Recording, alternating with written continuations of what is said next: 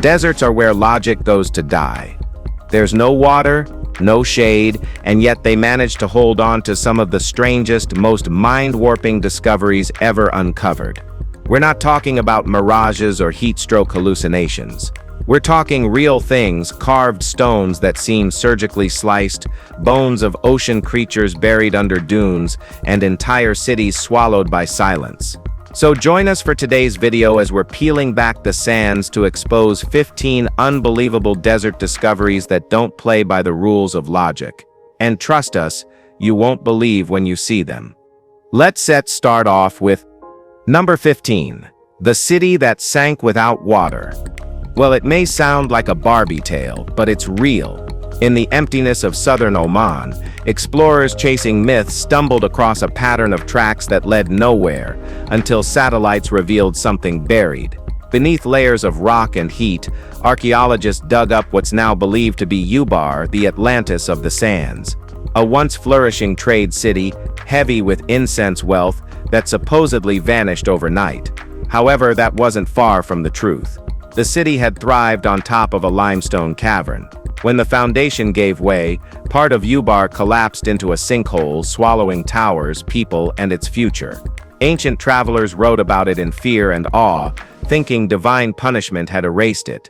But what really happened was scarier. An entire civilization crushed not by war but by the ground beneath its feet. Now what's left lies cracked open, half exposed, half lost, baking quietly under centuries of sun. No ruins should exist this intact after being lost that long. And yet there it is, undeniable and impossible to explain away. Number 14. Darvaza, Turkmenistan.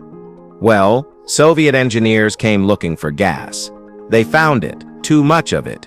When a drilling rig collapsed into the earth, they lit the escaping methane on fire to stop the spread. A few days, they figured, maybe a week. The flames are still burning. That was 1971. What's now known as the Darvaza gas crater looks like a portal someone forgot to close. It's huge, wide enough to swallow a football field, deep enough to make your knees shake when you stand near the edge. At night, it glows like the world's angriest bonfire, casting light across miles of dark sand. No fencing, no signs. Just this open wound in the earth, breathing fire for decades. Locals called it the door to hell, long before it had a name on maps. It's not a monument. It's not a mistake. It's just sitting there uncontainable, silent, burning through logic like it burns through the air. No one knows when it'll stop, or if it even can. And there is also the same in Pakistan, Karachi. Number 13. When forests fossilized in sand. In the middle of Egypt's western desert, where nothing but wind dares to move, there's a place that should not exist but somehow does. Fossils lie scattered. Yes, whales, ancient sea beasts, but among them, trees. Wood turned to stone. A forest that once grew where only sand now reigns. These petrified trunks don't belong here. Not in this climate, not in this silence. But 40 million years ago, this was the seabed. Before the desert swallowed the region, it teemed with life, wrapped in tropical storms and dense vegetation. Those trees, they drank rain. They broke through wet soil. They died surrounded by life, not drought. Now their grain is fossilized, and their branches stretch no more. They lie flat, exposed by time, never meant to be found. Wadi al-Hitan isn't a forest. It's a ghost of one. And it laughs at modern logic, forcing scientists to redraw maps in their minds of what deserts once were, and what they're still capable of hiding. Number 12. Atacama, Chile. Skin clings to skull, jaws frozen wide. Empty sockets stare through time like something just happened. These aren't props. They aren't modern remains. The Atacama Desert mummified them naturally, baking the dead so fast and so precisely that even the hair stayed. The Chinchorro people died over 7,000 years ago, but their faces look like they left yesterday. There's no linen wrapping or royal burial, just salt, air, and time doing what embalming never could. Some were infants, others adults. Some were carefully buried, others not so much. The expressions, those haunting, contorted faces, weren't done for drama. They're likely the result of post-mortem tightening, but even knowing that doesn't help. Because when you're staring into the mouth of a mummy that looks like it's still trying to scream, the explanation doesn't soften the impact. This place isn't just dry. It's so dry it canceled decay, so dry it turned death into something permanent. The Atacama didn't just preserve bodies, it preserved their final awful moments. Number 11. Senegal Stone Circles. Some monuments scream their purpose. Others stand in silence and let your brain melt trying to understand them. Scattered across Senegal and the Gambia are thousands of heavy stone pillars arranged in perfect circles. Just placement, meticulous, deliberate, eerily clean. They're made from laterite, a tough, iron-rich rock, and were carved and transported from far away, long before wheels or animals were widely used for hauling. That alone should raise eyebrows.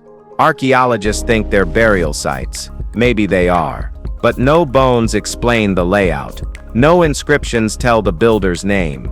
No oral history remembers who arranged them or why. Some stones stretch 10 feet high, like time forgot to push them over. They've stood longer than many religions. They've watched empires rise and vanish, unmoved. And maybe that's the point. Some things aren't meant to be decoded. These aren't just circles. They're stubborn monuments to something no one remembers. But whoever built them clearly expected they'd never be ignored. Number 10. The tombs nobody was supposed to find. For years, the sands around the village of Lisht didn't stir up much interest. Too close to the more glamorous giants at Giza. Too quiet. That changed in 2014 when a patch of disturbed earth hinted at something below. Looters had gotten there first, digging into what looked like a simple pit. But when archaeologists followed the trail, they didn't just find relics, they uncovered a buried necropolis. Nearly 1,000 tombs stretched out beneath the sand, untouched for thousands of years. This wasn't a single family plot. It was an entire network of graves, linked to a forgotten city now lost to history. Inside were bones, pottery, painted walls, and remnants of daily life sealed in silence. The deeper they went, the older it got. It wasn't a tomb site meant for show. It was one meant to be left behind. What makes it all stranger is how long it stayed hidden, right there in the open, erased by time and dust, until someone accidentally cracked the lid. Number 9. Nazca Lines, Peru. Flying over the Peruvian desert feels unremarkable until shapes begin to stretch beneath you. Monkeys, spiders, hummingbirds, perfectly proportioned figures, some the size of football fields, were carved into the earth. No tools were left behind. No clear reason why. The Nazca lines have been sitting out there, sun-bleached and rain-starved, for at least 2,000 years. Their scale makes no sense from ground level. You could walk across one and never know it. The only way they form an image is from above, long before there were drones, helicopters, or aircraft of any kind. Some say they were religious offerings. Others think they're part of an ancient astronomy system. The wildest ideas involve aliens, but the truth, still floating. Some lines stretch for miles without a break. They're too deliberate to be random, too massive to be made casually. And the fact that they've survived centuries of erosion without vanishing makes them even more stubborn. The Nazca didn't just leave art behind. They left questions that haven't faded. Number 8. The Tower in the Sand. Out in the deep stillness of Saudi Arabia's Madain Salif region, a single tower stands carved from a rock face, as if nature shaped it and just stopped mid-sentence. Qasr al-Farid, the lonely castle, isn't a castle at all. It's a tomb. One was carved directly into sandstone with obsessive precision but never finished. The top is smooth and clean. The bottom, rough, broken, abandoned. No one knows why it was left incomplete. Maybe the one it was meant for died early. Maybe the workers walked away. Maybe something else interrupted. Whatever happened, the result is jarring. It stands alone in the middle of a desolate expanse, too beautiful to ignore, too empty to explain. The Nabateans, the same civilization that built Petra, made this, and then they left it behind. Most tombs are surrounded by others. This one isn't. It faces nothing. It holds no body. It just waits. Not broken. Not whole. Like someone started a story they were never allowed to finish.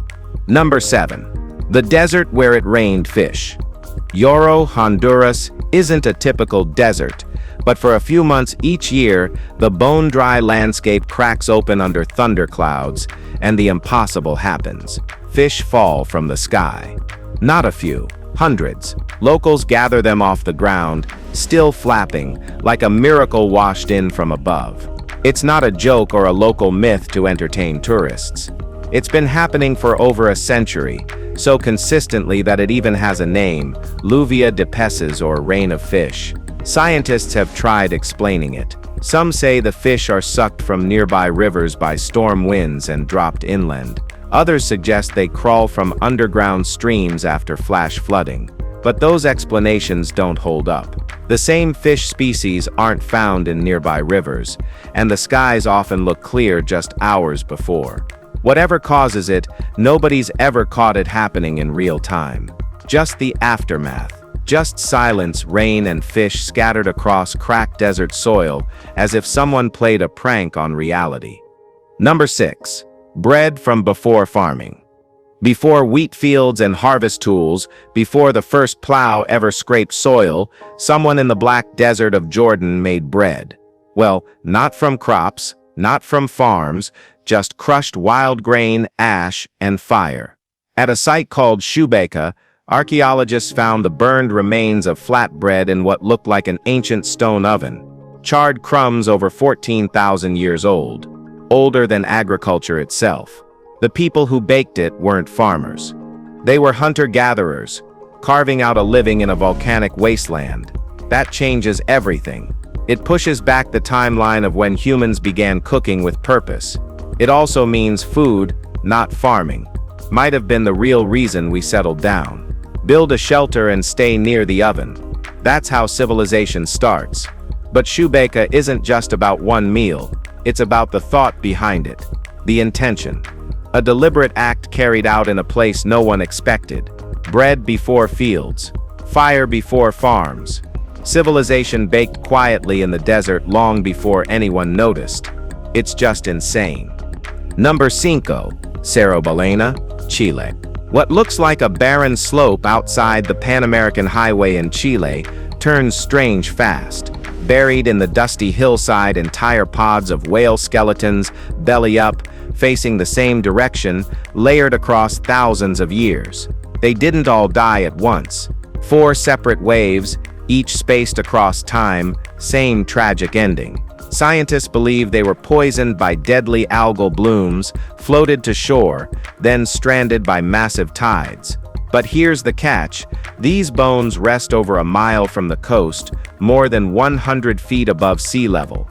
That's not just a shift, it's a full-blown geological betrayal. The desert moved in, the sea pulled back, the land rose, time twisted everything.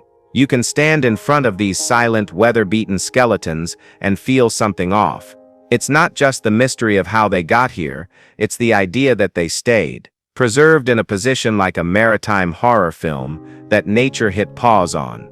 This isn't just a fossil site, it's a mass grave nobody expected. Alright guys, now, let's talk about something alien-ish. Number 4. Circles nature wants it. Explain. Perfectly round, barren patches pepper the desert ground like polka dots scorched into the earth. In Namibia, they stretch across the horizon, each ring surrounded by healthier grass, as if the land itself obeyed invisible geometry. They've been called fairy circles, but don't let the name fool you. There's nothing gentle here. No root systems, no fungus trails, no definitive answer. Some blame termites hollowing out from underneath. Others point fingers at competing plant root systems or environmental self-organization. In parts of Western Australia, almost identical circles appear, the same shape, the same eerie spacing, different continent, same puzzle. They look natural, they act unnatural, and for decades, no study has been able to say for certain what causes them. These circles have no origin story, no warning, and no reason to vanish. They don't shift with the wind or fade over time. They hold their ground like scars the planet refuses to heal. Logic says it's biology. Instinct says there's something else behind it. Number 3. Al-Nasla, Saudi Arabia. There's a boulder in the Tema Oasis that looks like it was split by a blade the size of a building. Al-Nasla stands in two halves, side by side, each perfectly balanced on narrow rock pedestals, separated by a gap so precise it doesn't feel natural. But it is, apparently.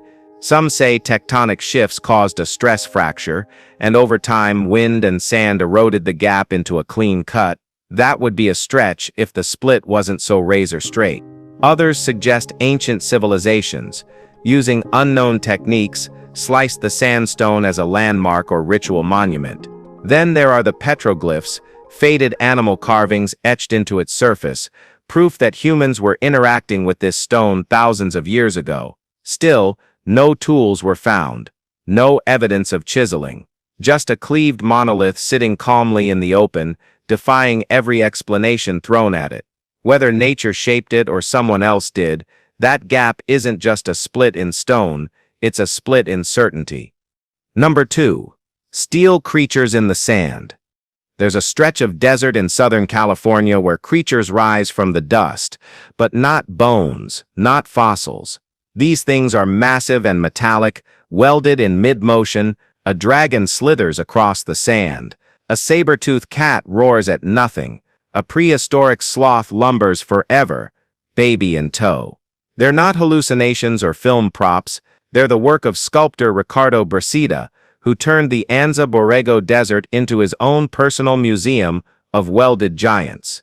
Over 130 sculptures now live here, everything from extinct animals to mythic beasts to Native American icons. No plaques, no gift shops, just sand and iron and the strange feeling you've stepped into someone else's dream. What makes it bizarre isn't just the scale, it's the silence around them. You don't see signs until you're nearly on top of them, and then suddenly, bam, there's a rusted serpent coiled around a hill like it's been waiting for you. It's not art trapped in a gallery. It's imagination stranded in the wild. What do you think about it? Number 1. Richat structure. In the emptiest part of the Sahara, a 25-mile-wide spiral stares back from the Earth's crust, like it's always been watching. No signs, no ruins, just rings, circular ridges of stone that twist out like a fingerprint made of land. The rich structure, nicknamed the Eye of the Sahara, isn't visible from the ground. Up close, it's just rock, sky, heat. But from above, it's a symbol stamped into the planet. Some once thought it was a meteor impact, but the ground tells a different story. Geologists believe it started as a volcanic dome that collapsed inward, slowly eroded by wind and rain, and sculpted into symmetry over time. That's the accepted version. Others still whisper about Atlantis. Plato described a city with concentric rings of land and water. The resemblance is close enough to make even skeptics pause. Maybe it's geology. Maybe it's a myth wrapped in topography. But one thing's certain, the Sahara has no shortage of places to get lost, and this one makes you question if you've already been found. If you've enjoyed this video, be sure to like, share, and subscribe. Thanks for tuning in, and we'll see you pretty soon in the next one.